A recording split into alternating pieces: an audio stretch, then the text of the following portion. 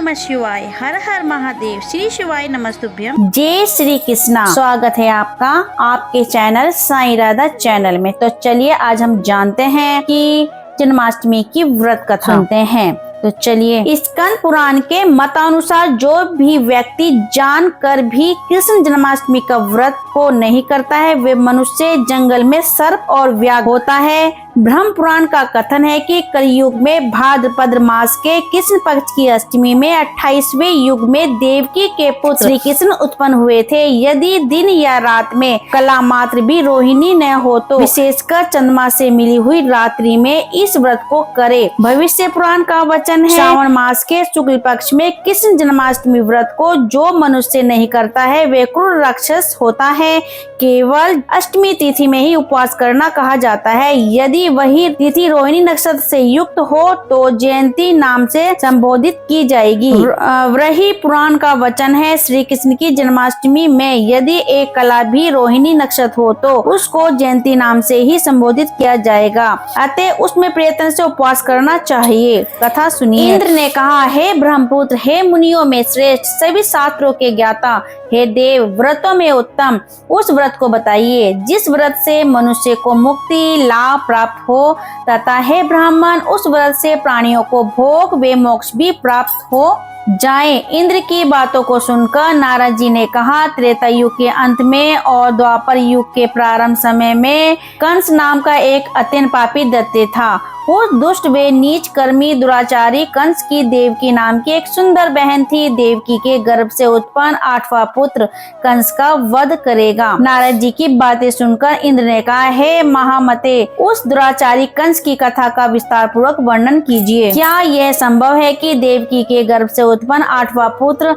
अपने मामा कंस की हत्या करेगा? इंद्र की संदेह भरी बातें को सुनकर नारद जी ने कहा, हे अदिति पुत्र इंद्र, एक समय की बात है, उस दुष्ट कंस ने एक ज्योतिषी से पूछा कि ब्राह्मणों में श्रेष्ठ ज्योति वृद्ध मेरी मृत्यु किस प्रकार और किसके द्वारा होगी? ज्योतिषी बोले, हे दानवों में श्रेष्ठ कंस, वसुदेव की धर्मपत्नी देवकी जो वाक्पटु है और आपकी बहन भी है, उसी के गर्भ से उत्पन्न उसका 8वां पुत्र जो कि शत्रुओं को भी पराजित कर इस संसार में कृष्ण के नाम से विख्यात होगा, वही एक समय सूर्योदय काल में आपका वध करेगा। ज्योतिषी की बातें सुनकर कंस ने कहा, हे देवेश, बुद्धिमानों में अग्रण्य, अब आप ये बताइए कि देवकी का 8वां पुत्र किस मास में किस दिन मेरा वध करेगा? ज्योतिषी बोले, हे महाराज, मास की शुक्ल पक्ष की तिथि को 16 कलाओं से पूर्ण श्री कृष्ण से आपका युद्ध होगा। उसी युद्ध में वे आपका वध करेंगे, इसलिए हे महाराज आप अपनी रक्षा यत्न पूर्वक करें। इतना बताने के पश्चात नारद जी ने इंद्र से कहा, ज्योतिषी द्वारा बताए गए समय पर ही कंस की मृत्यु कृष्ण के हाथ निसंदेह होगी। तब इंद्र ने कहा, हे मुनि, उस दुराचारी कंस की कथा का वर्णन कीजिए और बताइए कि कृष्ण का जन्म कैसे होगा तथा कंस की मृत्यु कृष्ण के हाथ निसंदेह होगी। तब इंद्र ने कहा, हे मुनि, उस दुराचारी कंस की कथा का वर्णन कीजिए और बताइए कृष्ण का जन्म कैसे होगा और कंस की मृत्यु कृष्ण द्वारा किस प्रकार होगी। इंद्र की बातों को सुनकर नारद जी ने पुनः कहना प्रारंभ किया। उस दुराचारी कंस ने अपने एक द्वारपाल से कहा, मेरी इस प्राणों से प्रिय बहन की पूर्ण सुरक्षा करना। द्वारपाल ने कहा, ऐसा ही होगा। कंस के जाने के पश्चात उसकी छोटी बहन दुखित होते हुए जल लेने के बहाने घड़ा लेकर तालाब पर गई। उस तालाब के किनारे एक घनघोर वृक्ष के नीचे बैठकर देवकी रोने लगी। उसी समय एक सुंदर स्त्री जिसका नाम यशोदा था, उसने आकर देवकी से प्रिय वाणी में कहा, हे कांते, इस प्रकार तुम क्यों विलाप कर रही हो? अपने रोने का कारण मुझसे बताओ। तब दुखित देवकी ने यशोदा से कहा, हे बहन, नीच कर्मों में आसक्त दुराचारी मेरा ज्येष्ठ भ्राता कंस है। उस दुष्ट भ्राता ने मेरे कई पुत्रों का वध कर दिया है। इस समय मेरे गर्भ में 8वां पुत्र है, वह इसका भी वध कर डालेगा। इस बात में किसी प्रकार का संशय या संदेह नहीं है, क्योंकि मेरे ज्येष्ठ भ्राता को ये भय है कि मेरे अष्टम पुत्र से उसकी मृत्यु अवश्य होगी। देवकी की बातें सुनकर यशोदा ने कहा, हे बहन, विलाप मत करो, मैं भी गर्भवती हूँ। यदि मुझे कन्या हुई तो तुम अपने पुत्र के बदले उस कन्या को ले लेना, इस प्रकार तुम्हारा पुत्र कंस के हाथों से मारा नहीं जाएगा। तदंतर कंस ने अपने द्वारपाल से पूछा, देवकी कहाँ है? इस समय वे दिखाई नहीं दे रही है। तब द्वारपाल ने कंस से नर्म वाणी में कहा, हे महाराज, आपकी बहन जल लेने तालाब पर गई हुई है। यह सुनते ही कंस क्रोधित हो उठा। उसने द्वारपाल की दृष्टि तालाब के पास देवकी पर पड़ी। तब उसने कहा कि आप किस कारण से यहाँ आई हैं?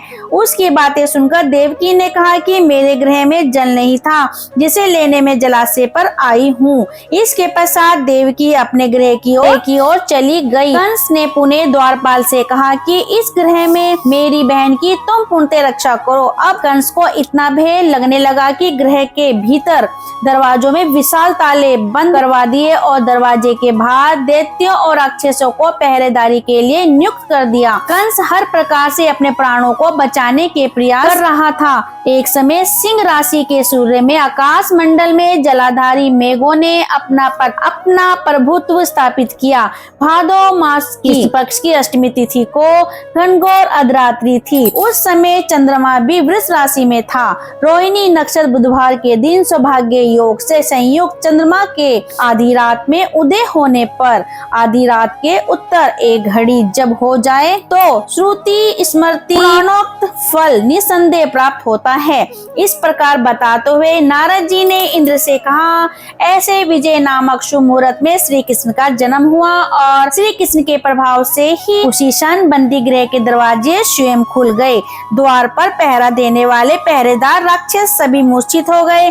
देवकी ने उसी क्षण अपने पति वासुदेव से कहा, हे स्वामी, आप निद्रा का त्याग करें और मेरे इस अष्टम पुत्र को गोकुल में ले जाएं। वहां इस पुत्र को नंदगोप की धर्म पत्नी यशोदा को दे दें। उस समय यमुना जी पूर्ण रूप से बाढ़ग्रस्त थी, किंतु जब वासुदेव जी बालक कृष्ण को सूप में लेकर यमुना जी को पार करने के लिए उतरे, उसी क्षण बालक के चरणों का स्पर्श होते ही यमुना जी अपने पूर्व स्थिर रूप में आ गई। इसी प्रकार वासुदेव जी गोकुल पहुँचे और नंद के गृह में प्रवेश कर उन्होंने अपना पुत्र तत्काल उन्हें दे दिया और उसके बदले में उनकी कन्या ले ली। वे तत्क्षण वहां से वापस आकर कंस के बंदी गृह में पहुंच गए। प्रातःकाल जब सभी राक्षस पहरेदार निद्रा से जागे तो कंस ने द्वारपाल से पूछा कि अब देवकी के गर्भ से क्या हुआ, इस बात का पता लगाकर मुझे बताओ। द्वारपालों ने महाराज की आज्ञा को मानते हुए कारागार में जाकर देखा तो वहां देवकी की गोद में एक कन्या थी, जिसे देखकर द्वारपालों ने कंस को सूचित किया, किंतु कंस को तो उस कन्या से भय होने लगा। अतः वे स्वयं कारागार में गया और उसने देवकी की गोद से कन्या को झपट लिया और उसे एक पत्थर की चट्टान पर पटक दिया, किंतु वे कन्या विष्णु की माया से आकाश की ओर चली गई और अंतरिक्ष में जाकर विद्युत के रूप में परिणित हो गई। उसने कंस से कहा कि हे दुष्ट, तुझे मारने वाला गोकुल में नंद के गृह में उत्पन्न हो चुका है और उसी से तेरी मृत्यु सुनिश्चित है। मेरा नाम तो वैष्णवी है, मैं संसार के कर्ता भगवान विष्णु की माया से उत्पन्न हुई हूँ। इतना कहकर वे स्वर्ग की ओर चली गई।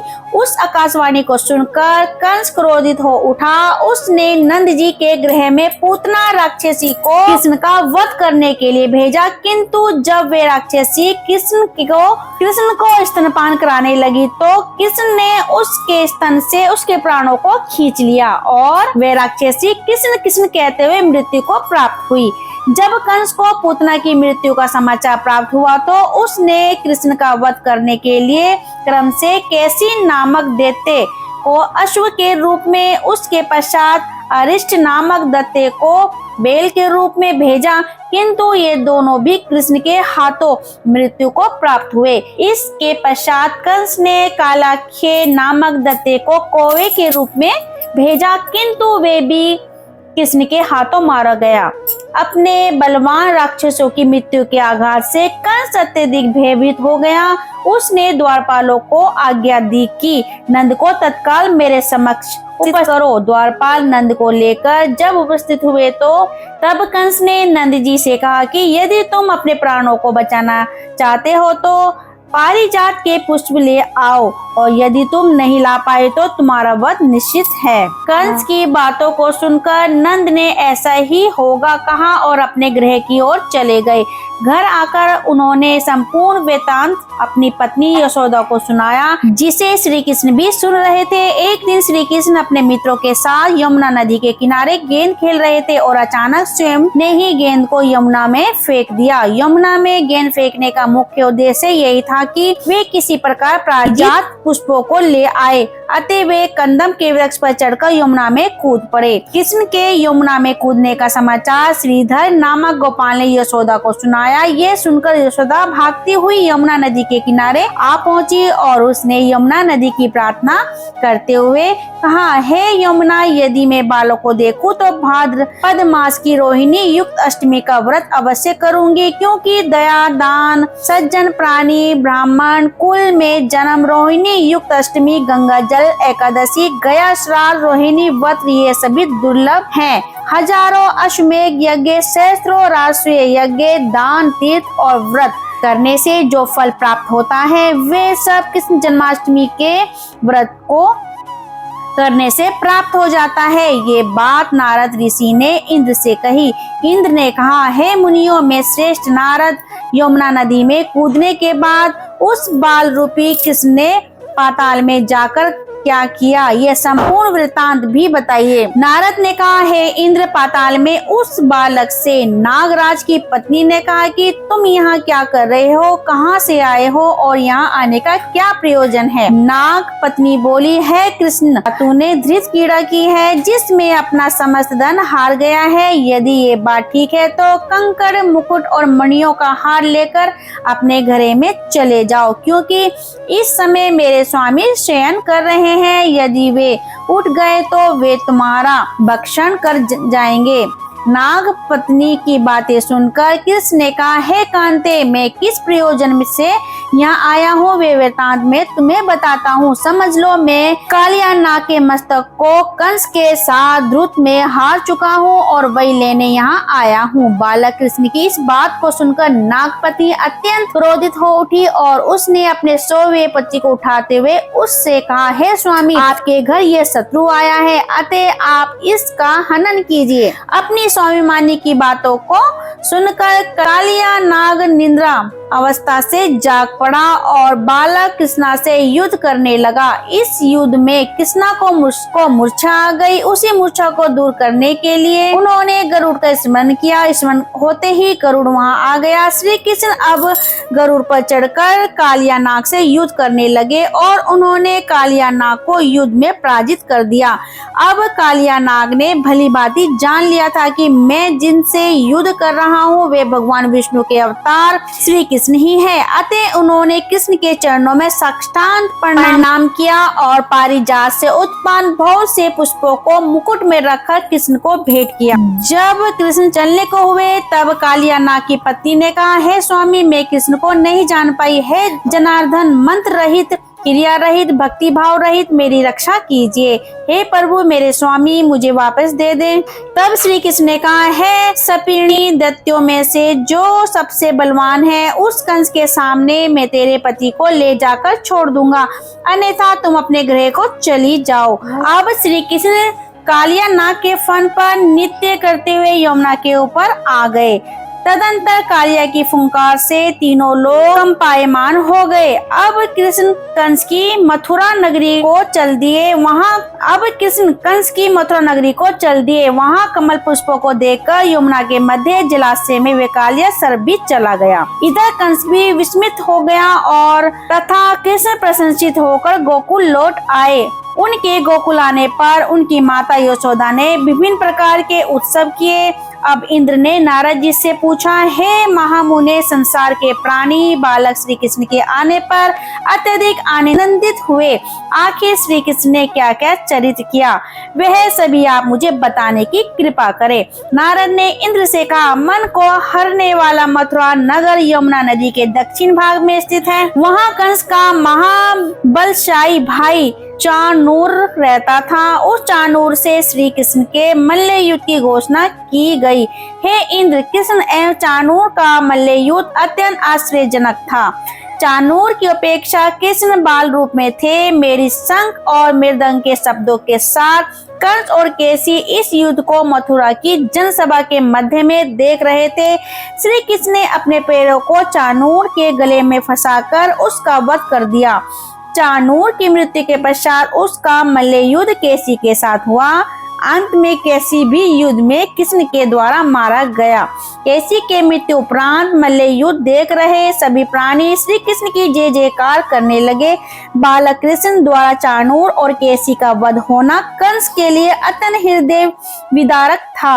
अतः उसने सैनिकों को बुलाकर उन्हें आज्ञा दी कि सुसज्जित होकर कृष्ण से युद्ध करो। हे इंद्र, उसी क्षण श्री कृष्ण ने गरुड़, बलराम तथा सुदर्शन चक्र का ध्यान किया, जिसके परिणाम स्वरूप बलदेव जी सुदर्शन चक्र लेकर गरुड़ पर आरूढ़ होकर उन्हें आता देख बालक कृष्ण ने सुदर्शन चक्र को उनसे लेकर स्वयं गरुड़ की पीठ पर बैठकर ने जाने कितने ही राक्षसों और दैत्यों का वध कर दिया, कितनों के शरीर अंग भंग कर दिए। इस युद्ध में श्री कृष्ण और बलराम ने असंख्य दैत्यों का वध किया। बलराम जी ने अपने आयुध शस्त्र हल से और कृष्ण ने सुदर्शन चक्र से माघ मास की शुक्ल पक्ष की सप्तमी को विशाल दैत्यों के समूह का सर्वनाश किया। अब अंत में केवल दुराचारी कंस ही बच गया तो कृष्ण ने कहा, हे दुष्ट अधर्मी दुराचारी, अब मैं इस महायुद्ध स्थल पर तुझसे युद्ध कर तथा तेरा वध कर इस संसार को तुझसे मुक्त कराऊंगा।